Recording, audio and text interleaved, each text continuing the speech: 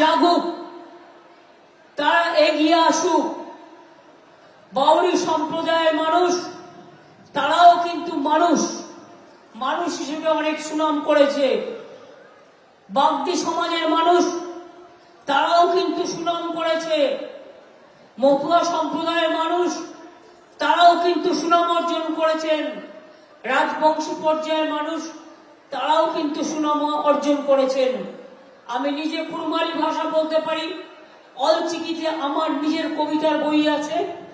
আমি মনে করি সব ভাষা, সব ধর্ম, সবাইকে ভালোবাসাই আমাদের সবচেয়ে বড় ধর্ম।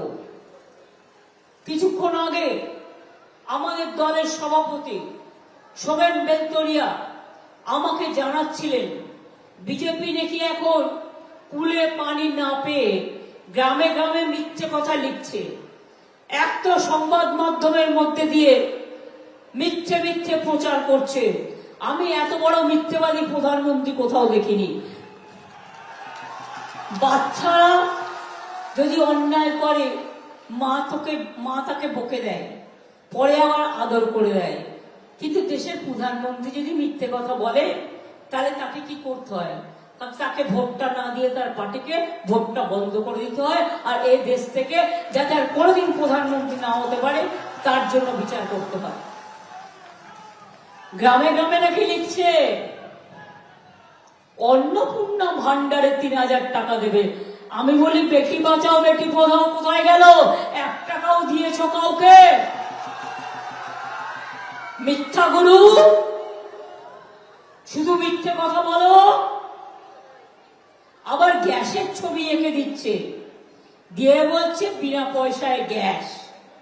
আগের বার ইলেকশনেও বলেছিল বিনা পয়সায় গ্যাস কেউ পান, তার মানে ওটা হচ্ছে গ্যাস বেলুন। প্রধানমন্ত্রী গ্যাস বেলুনের থেকেও বড় গ্যাস বেলুন।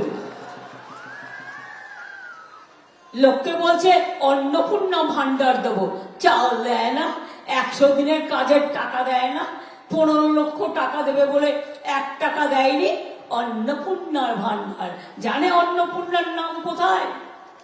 জানে অন্নপূর্ণা পুজো কাকে বলে? যদি দিতেন তাহলে এতদিন কেন দিলে না? আমরা তো লক্ষ্মীর ভান্ডার দেব বলেছিলাম, গত 2 বছর ধরে দিয়েছি।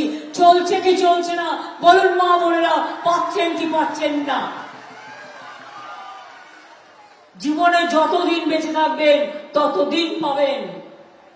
আমাদের কথা মানে আমাদের কথা, আর বিজেপির কথা মানে সবটাই ভাওতা। ইলেকশনের আগে বলে 15 লক্ষ টাকা করে দেব, ইলেকশনের আগে বলে বিনা পয়সায় গ্যাস দেবো, ইলেকশনের আগে বলে বিনা পয়সায় বিদ্যুৎ দেবো, আর ইলেকশন হয়ে গেলে ওদের আর পাত্তা